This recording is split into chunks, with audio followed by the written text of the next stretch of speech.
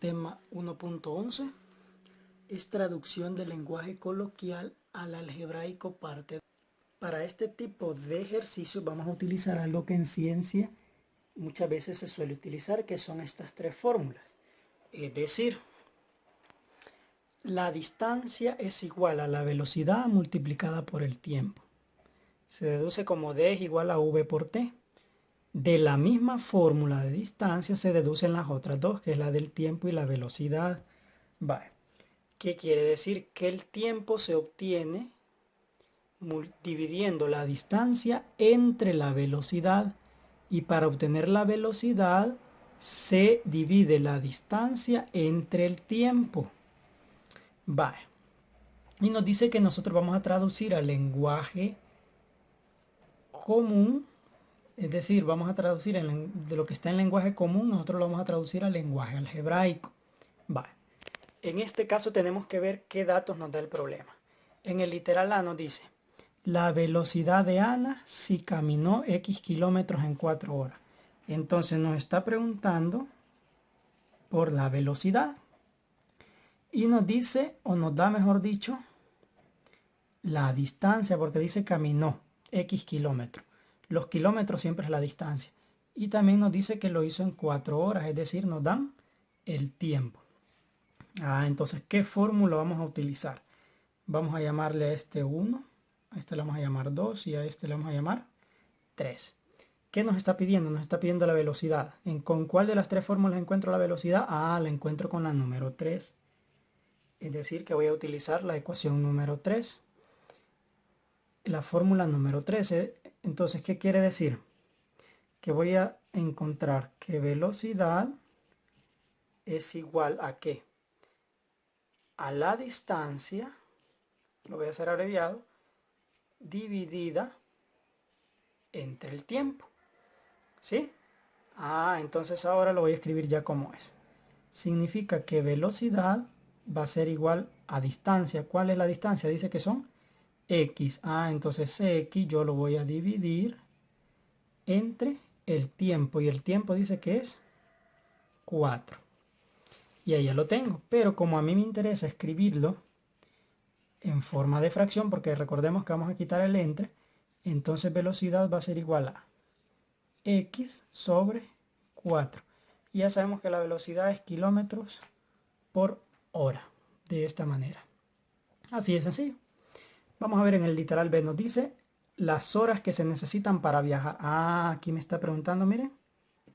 Las horas que se necesitan para viajar 42 kilómetros. Ya sabemos que estos kilómetros son distancia. Y me dicen bicicleta a una velocidad. También me da la velocidad. Me da V entonces. Si me está preguntando por las horas, significa que me está preguntando por el tiempo. Entonces, ¿cuál de las tres fórmulas me ayuda para encontrar el tiempo? La número 2. Quiere decir que aquí voy a utilizar la fórmula número 2, donde me dice que tiempo es igual a distancia dividido entre la velocidad. La fórmula número 2. Ahora bien, la voy a escribir ya abreviada. Significa que tiempo es igual a distancia entre velocidad. Entonces el tiempo va a ser igual a ¿qué? La distancia. ¿Cuál es la distancia? Dice que son 42 kilómetros. Entonces 42 yo lo voy a dividir. En este caso lo voy a dividir entre la velocidad. Y la velocidad dice que es X. Entonces va a ser 42 entre X. Vale. Significa que tiempo, si yo lo voy a escribir como fracción, va a ser igual a 42 sobre X. Y el tiempo en este caso va a estar dado en horas. Estamos entonces, ya tengo, mire, velocidad es kilómetros por hora. Y el tiempo se da en horas. Vamos con el literal C. Dice la distancia que se puede recorrer. Entonces aquí me está preguntando por la distancia. Y me dice que se puede recorrer en T horas. Entonces aquí me está dando, miren, el tiempo en un autobús que tiene una velocidad de 30 kilómetros. Entonces me está dando V. ¿Cuál de las tres fórmulas me sirve a mí para encontrar la distancia? Ya vemos que es la número 1. ¿Qué me dice la número 1? La número 1 me dice distancia es igual ¿a qué? A multiplicar la velocidad por el tiempo.